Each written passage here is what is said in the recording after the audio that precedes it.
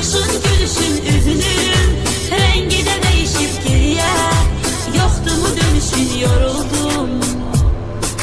Dərdim dağlara, daşlara deyiləsi deyil ki dərdim.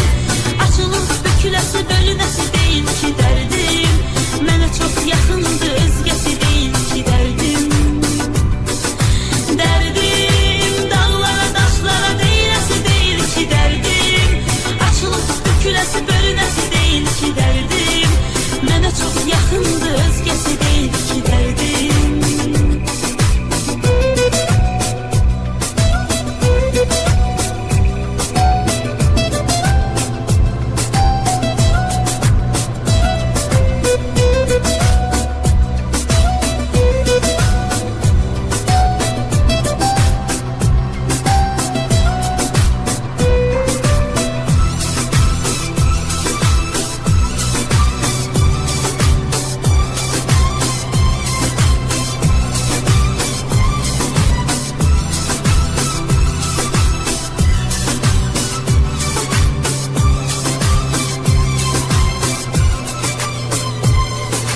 Mahnılar sənə görə yazılır, nəğmələr sənə görə oxunur, ölürəm.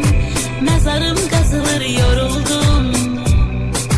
Mahnılar sənə görə yazılır, nəğmələr sənə görə oxunur, ölürəm. Məzarım qazılır, yoruldum. Kədərim dağdan da böyük daşıyır, ürəyim daşıyır, çətindir, çiynimdəki yük, yoruldum. Kederim dağdan da büyük daşıyır, yüreğim daşıyır, çetindir, çiğnimdeki yük, yoruldum. Derdim dağlara, daşlara deyiləsi değil ki derdim. Açılıb büküləsi, bölünəsi değil ki derdim. Mənə çox çətindir, özgəsi değil ki derdim. Derdim dağlara, daşlara deyiləsi değil ki derdim. Açılıb büküləsi, bölünəsi deyil ki dərdim.